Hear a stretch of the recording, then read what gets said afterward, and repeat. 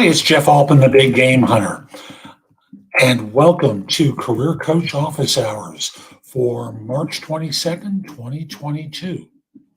I spend time twice weekly at 1 p.m.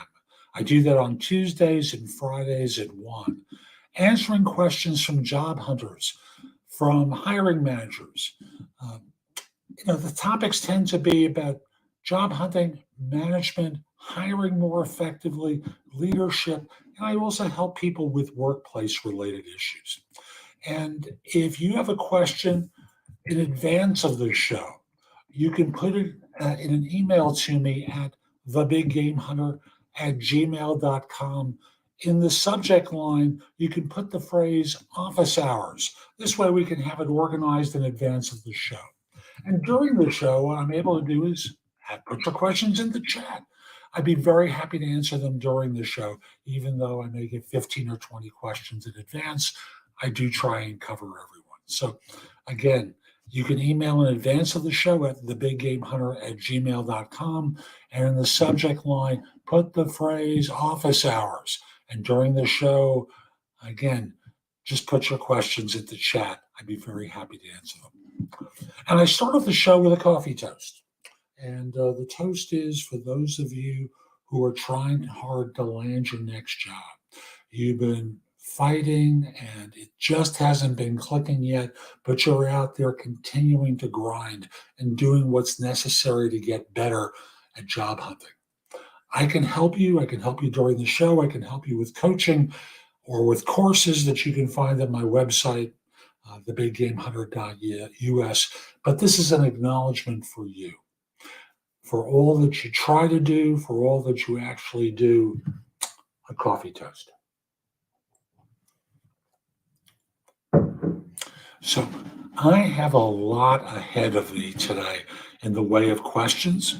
And I'll just simply say again, if you have a question for me, put it into chat. I'd be very happy to answer it. The first question for today is it a good idea to use an employer from a job irrelevant to the one you're applying for as a reference? It's not ideal. Ideally, you want to be able to provide a reference of someone who can vouch for your work and provide a testimonial on behalf of your ability to solve a particular firm's problems, right? You know this. That's why you're asking the question. But sometimes you can't. And thus, what you do is the best thing that you can do. Someone who can attest for the quality of your work, for your capability, for the fact that you care about delivering good work.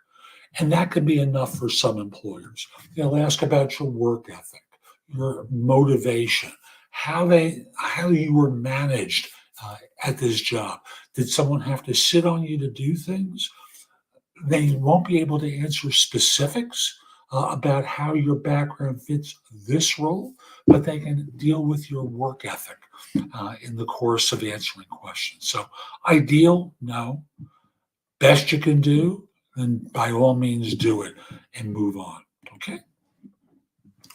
Why are some companies finding it hard to recruit and hold on to staff at this moment? Well, there's a couple of reasons. So first is recruiting staff. And that starts off with 1 million people died and they're not available anymore. And many, many more, well, they left the job market through retirement. I believe the numbers are something like 1 million people died in the United States. I'm going to give US-centric answers. 1 million people have died in the United States and 2 million have retired. That's 3 million people not in the workforce. That's a lot. So then there are people who are, shall we say, underrepresented in the market. They've given up. They're taking part-time work. They're tired of fighting. So a lot of organizations are trying to hire, and there's missing people from the job market that existed in 2019 and the beginning of 2020.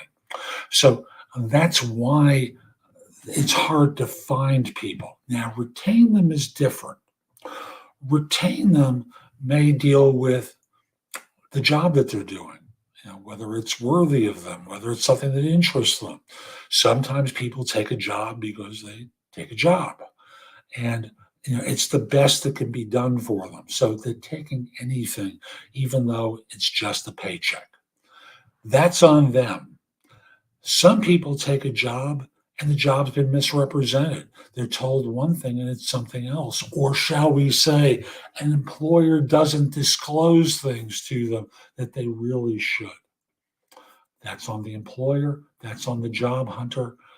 There's different variables here. So there's a lot of reasons why people are not, our companies are finding it hard to find people and keep them.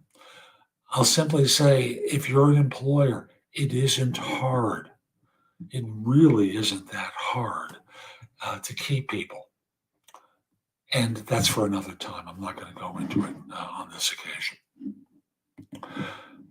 A recruiter for an executive position recently told me that while I was a good candidate, the panel found me too casual. What are some good tips to ensure that this doesn't happen again in future interviews, etc.?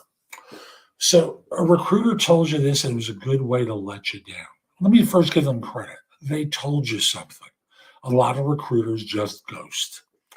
I know for years that's what I did. So I apologize if you were affected by me. I didn't know any better, so I apologize. But that they told you you were too casual. How do you deal with that? Now, I wasn't in the room with you to know if that was actually true, but this seems to have resonated for you. So, how can you appear not casual? You sit forward in the chair, you speak with your hands, you use gestures to connect with people, you look and you smile, but you're not seated backward in a chair as though it's a vacation day for you. You sit forward, lean into the conversation, use your hands to communicate, and make eye contact with everyone. Where appropriate, you smile, you appear energetic. It seems like casual is the opposite of energetic, too laid back, and thus they perceived you as not caring, because that's really what casual is. You didn't seem to care. So appear like you care more, and thus you'll do better and avoid these kind of situations. And you interviewing for an executive position, I'll assume you are one yourself. You know what you like, and you didn't deliver that. You laid back and weren't respectful to the panel. That's what they interpreted. When do you reject the connection request on LinkedIn? I know what I do. And I'll just simply say, if someone looks like they're going to be selling to me right away, if they're going to be in a situation where, you know, there are people who are marketing to coaches all the time, and there are people who, see my face and they think, I should be planning for retirement, or they want to sell me insurance. A lot of sales professions I don't accept connection requests from, because the next message is, hi, we're connected, buy something from me. It's a waste of my time. I'm not going to buy something from an absolute stranger. Oops, sorry, I dropped my mouse. I'm going to pick that up in a moment after I answer the question. But fundamentally, I don't want to be sold to. Anyone else, I take connection requests from, because I can help them and they can help me. I can learn from them, they can learn from me. It's good for everyone. So let me just get the mouse.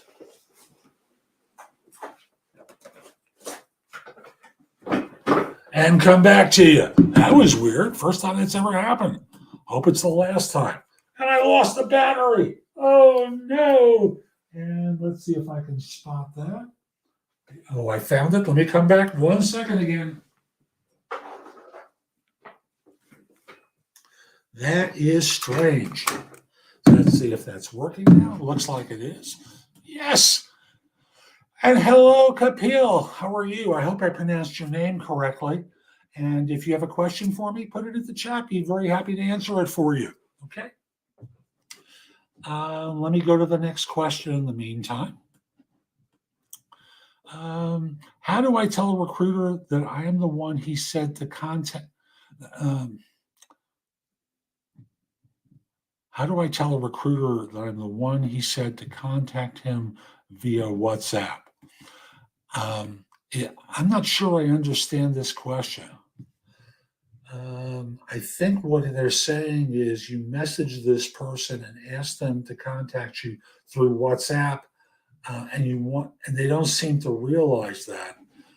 If I'm understanding your question correctly, it's a weird situation for me. So I'll just simply say you contact them through a different um, means, and you just let them know, hi, you know, it seemed to be some confusion, and I'm the person who asked you to contact them through WhatsApp.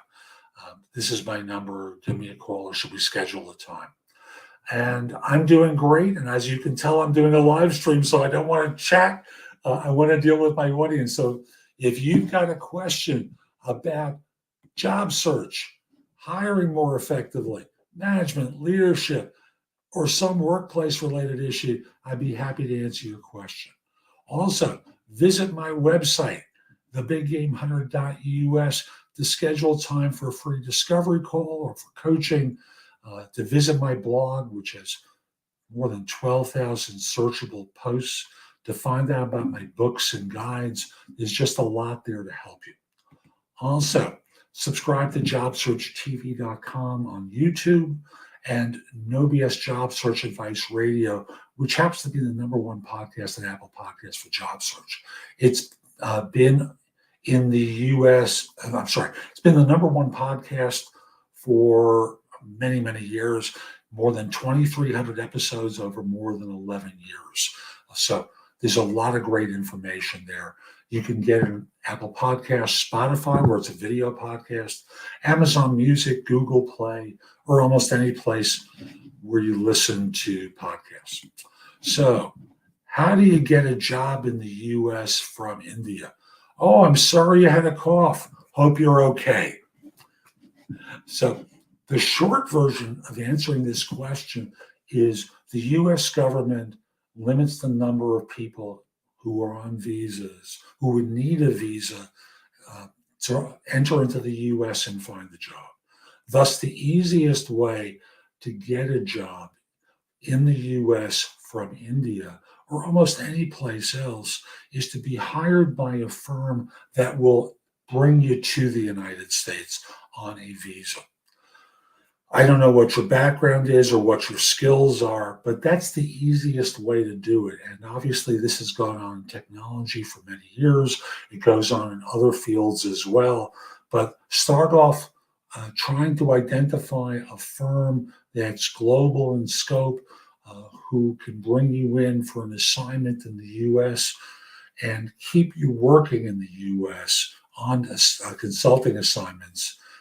So that this way you have the legal right to enter. After that, I always encourage people, find an immigration attorney to represent your interests. And I see you're an IT person. This fits in perfectly. So find a consulting firm willing to hire you and bring you to the US on a visa. Ideally an H-1B. Some firms will try and bring you on a B-1, which is not ideal because it's a business visa that really does completely tie you in to that employer. An H-1B visa allows you to change jobs in the US. You want to get sponsored for permanent residence. The H-1B visa is a better one for that. But you'll ultimately need an immigration attorney to represent you. The firm's immigration attorney can get you into the States, but they represent the employer, not you. So that's really the best way to go about doing it. I hope that was helpful to you. Let's go on to another question. Do I need to update my resume when not looking for a job? You don't need to update it, but you should. Even if you're not looking for a job, opportunity may knock, you're welcome. And I'll just simply say, you are welcome. Opportunity may knock on your door and give you the opportunity to explore something else. And a firm will ask for a resume, and you'll have it prepared. So I always encourage people, update your resume every 3 to 4 months. There's something new that you've done during that period of time.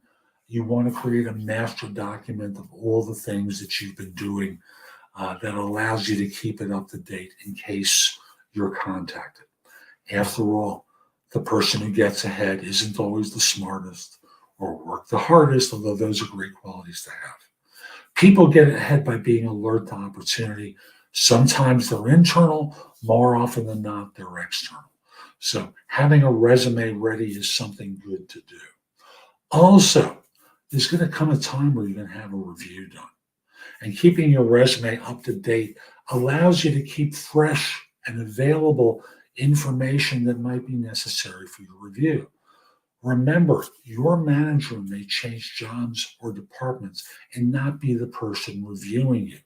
Often people get nervous and scared at times like that because they're going to be critiqued by someone who may know them for 3, 4 weeks, who's basically going to say, I really don't know enough about you. I can really review you in 6 months, and that's going to affect your raise. So you're better off keeping your resume up to date. So this way you're not blindsided.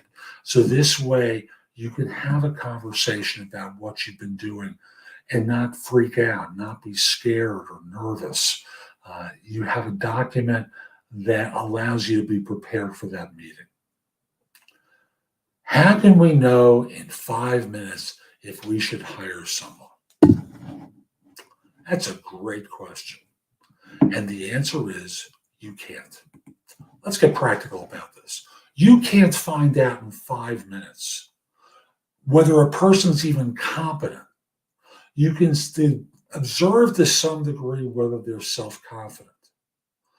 You can't tell if they have character, whether you have chemistry with them, whether they're charismatic, whether they care about their work, and whether you trust them in 5 stinking minutes.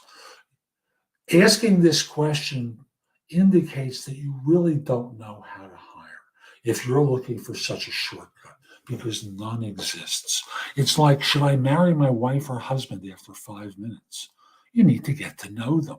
And although job search marriages end in divorce too, you don't want to make it that easy for people to want to divorce you or you to want to divorce them. Take time. You cannot find out in 5 or 10 minutes whether you really should hire them, because that's not even enough to do a skills evaluation for most jobs. So, sorry, I think you're a jerk asking that question, because you should know if you're interviewing someone, you can't figure that out in 5 minutes. Is it bad to ask the interviewer what is the least thing that they like in the company? And this person who asked the question said, the manager told them not to ask that question. Respectfully, I disagree with that manager. By the way, I'm going to pause for a second and go, which is the highest paying job? There's no way to answer that question. Sorry, Kapil, there's no way to answer the question. The people who are wealthiest own their own businesses. They've built them to a large organization. Wealth doesn't come from salary. It comes from investments.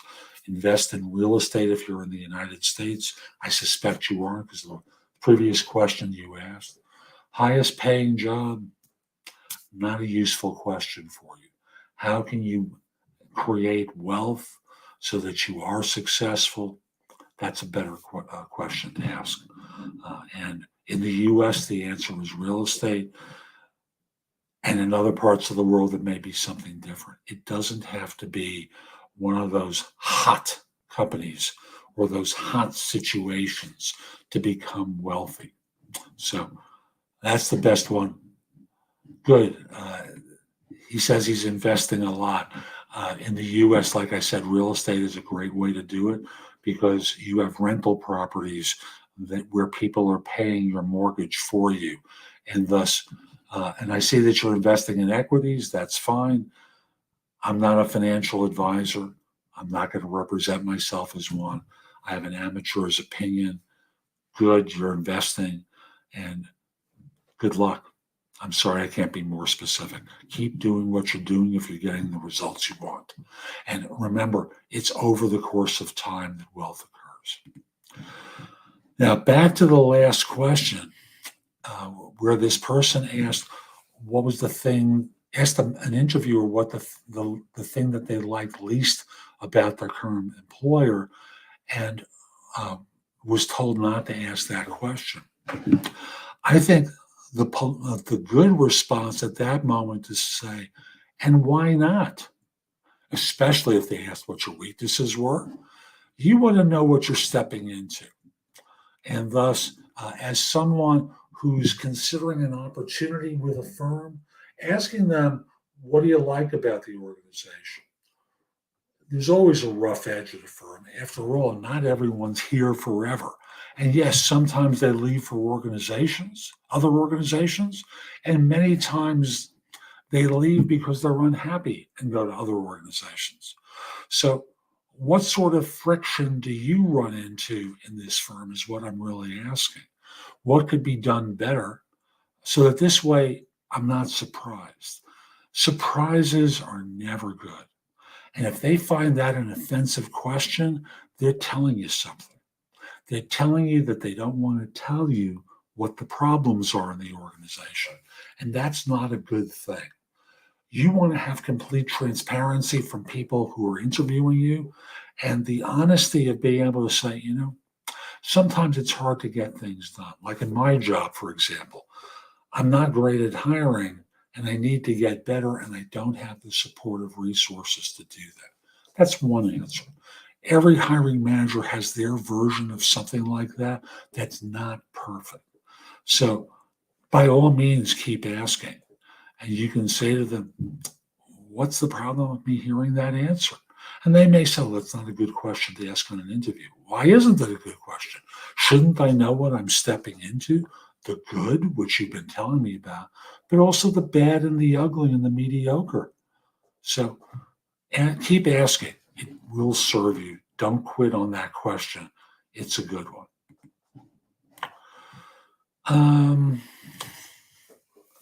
Scenario. You're the team leader in your marketing team. One of your team members presented their idea, but somehow you found it lacking in some respects. How would you tell your team member that their work needs to be improved? I would start off by understanding how I would like to be told. Like if you were being critiqued by your boss, how would you like them to tell you that the work wasn't good enough? Do you want them saying, yeah, your work's, this is stinks? Of course not. You don't want to be abrupt or rude. You wouldn't want them to be abrupt or rude. And thus, you shouldn't be that way as well. I might pause for a second and say, did you take this into consideration? Did you take this into consideration or that? I'm not seeing evidence that you did, because if you had, I think you might have incorporated some of those ideas into what you presented to me. I'm not seeing these things. That's one approach, where you're offering up things that you think they missed and offering them the opportunity to say, I did consider those. This is why I didn't find them particularly helpful. Notice you're making suggestions, you're not sounding dictatorial. I think you missed about such and such. That's not useful. You're just going to get a defensive response. Did you consider this? Did you consider that? Always think about how you, if you were the employer, uh, how you as a manager would want to be told by your boss exactly how you would. Let me back up. How would you, dealing with your manager, want to be told that you could have done better? Then once you have a connection with that, then you have your answer to your question. Now, Kapil is my fan today. And my career story, well, it's on LinkedIn at linkedin.com/IN/the big game hunter. I started in recruiting back in the Stone Ages, worked in search for more than 40 years before transitioning into career and leadership coaching. And in doing so, I filled a lot of positions. I have more than 7,000 videos on YouTube about job search, hiring, management, leadership, a whole bunch of other stuff. Like I said before, JobSearchTV.com on YouTube. My podcast, No BS Job Search Advice Radio, is #1 in Apple Podcasts for job search with more than 2,300 episodes over more than 11 years. I'm someone who, because I worked in search, I have a real world perspective on job hunting that makes things a lot better for folks because it's not ethereal, it's practical stuff. So there's a lot at my website, thebiggamehunter.us. I have books on Amazon. I have courses that are available. There's just a lot that I create in the way of content. Plus, I do one-on-one coaching. I write. I've got, I believe, 8 books and guides on job search and one about hiring. So I create content for YouTube, books, blogs, a lot of stuff I create. And I'm not 24, in case you haven't noticed. So let me go back to questions. That's a thumbnail. There's more at my LinkedIn profile. Again, linkedin.com/IN/the-big-game-hunter. Next question is it okay to remove some experience from your resume? Particularly old experience can disappear. So, for example, most employers really care about the last 10 years. Most employers don't care about things that are not relevant to your background that may precede 10 years. So if it's a year ago, you're hiding something. It needs to stay on the resume. If it's more than 10 years back, you can simply say prior experience was as a fill in the blank for such and such firm where I did this and that and this and that, and with so-and-so where I did this and that and this and that. All told, that was for about 5 years. You're just not wasting space on irrelevant information. You're summarizing it, telling people what your background was, what you did, things along those lines. And from there, they may probe, but you're not wasting valuable real estate on it. In an interview, is it required to have questions for the interviewer? Required? No. Wise? Yes. Employers want to hire curious people. And thus, if you're not asking questions, they don't think that's a good thing. So if they say, so do you have any questions for us? Most of you don't know my approach to interviewing, where I have someone ask a specific question at the beginning of the interview about the job. So most of you, when they say, do you have any questions for us, you'll ask about the job. Minimally, you should do that. And then from there, probe about the job and ask, what their expectations of you will be after 90 days and after a year. And the specific language I have for that in the course of my courses and in different blog posts. But you should, at a minimum, ask about the job and what their expectations of you will be. I'm going to cover one more question today, just so that, well, frankly, I'm a little tired. My throat's a little dry. So I'm going to carry over a couple of questions. How can a leader be able to understand what followers and other people are thinking to improve their own work or leadership skills? Now, the hard thing with this is many staff people are reluctant to be honest with their manager. And thus, when the manager says, so what do you think? How am I doing? Their impulse is to say, you're doing great. I think you're doing a great job, rather than saying the truth. The truth may be, generally, I think you're terrific. But there's a rough edge for improvement I think you need, because immediately they know their manager is going to have their back straightened and be ready for criticism. No one likes to be criticized. You don't like to be criticized. They don't like to be criticized. So, how can you create that connection that they'll tell you the truth? Starts off with creating that connection so that they'll tell you the truth. Most people don't take the time to do that. And even if you do, it's hard for them.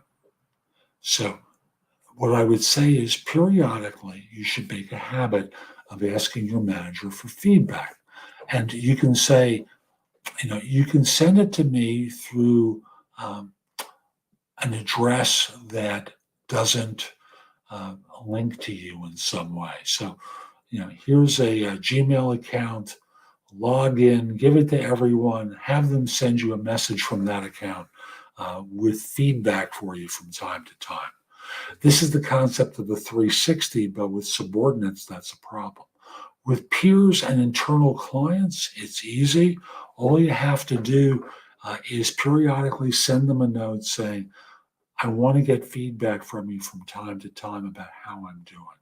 If you think it's critical, that's fine. If you think it's good, that's fine. I just want to know where I stand with you and what I can be doing better and what you think I'm doing well. So that's really how to do it and how not to do it so that you get honest feedback um, throughout from your people and throughout the organization. So I hope you found this helpful. I'm Jeff Altman. My website is thebiggamehunter.us. Go to the site and go exploring. Like I said before, there's a lot there to help you. While you're there, you can schedule time for a free discovery call, schedule time for coaching, find out about my books and guides and courses, visit the blog with so many posts that will help you. There's just a lot of good information there. Also, subscribe to JobSearchTV.com on YouTube and No BS Job Search Advice Radio in Apple Podcasts, Spotify, where it's a video podcast, Amazon Music, Google Play, wherever you listen to podcasts, I make information available. And lastly, connect with me here on LinkedIn at linkedin.com/IN/The Big Game Hunter. Have a terrific day, and most importantly, be great. Take care.